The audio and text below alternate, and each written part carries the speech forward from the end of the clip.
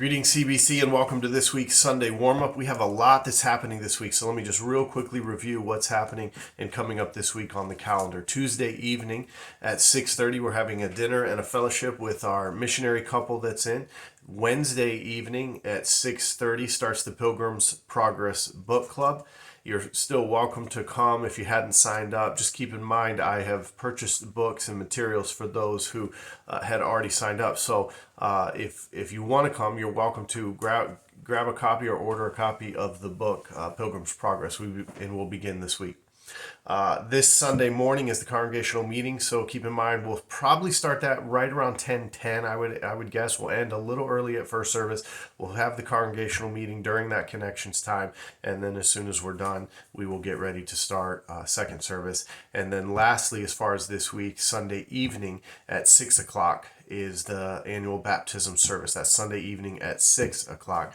Will be the baptism service, and also with that, if you haven't signed up, you are still more than welcome to participate or see me Sunday or let me know this week, and be glad to have you be a part of that.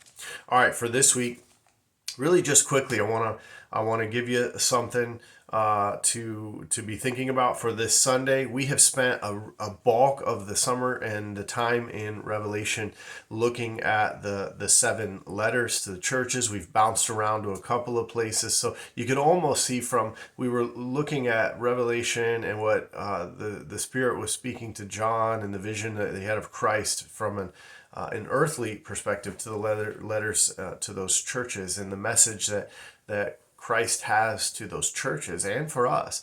This week we move into the throne room of heaven. That's where we're looking at Revelation chapter 4, a little more of a heavenly perspective. So what we're going to do this week is look at chapter 4.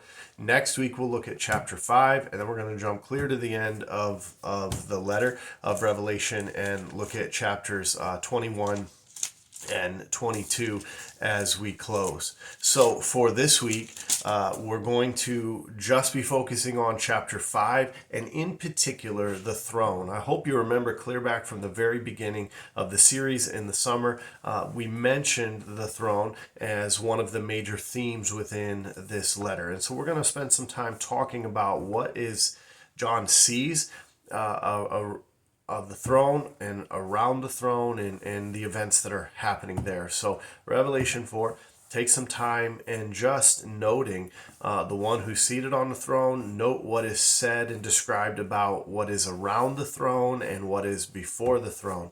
And so we're going to consider just a few things this week from chapter 4 pertaining to the throne in heaven and about the worship that we see around the throne, and then closing with and lastly about how those elders cast their crowns before the throne.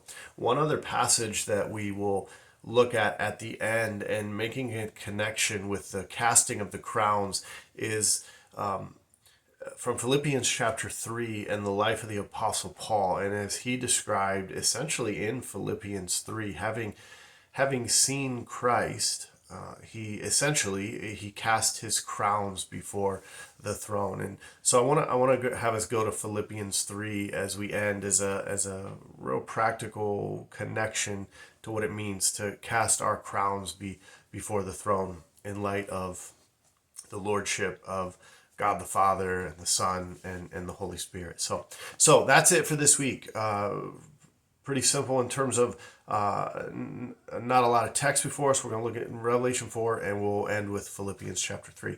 Take some time, though, looking through that. This would be a great time to look through some notes that you've been taking through Revelation. Certainly be in prayer about what we have been studying, and being in prayer about what's still yet to come for us. Be in prayer for this Sunday. And as always, looking forward to seeing you Sunday morning. God bless you this week.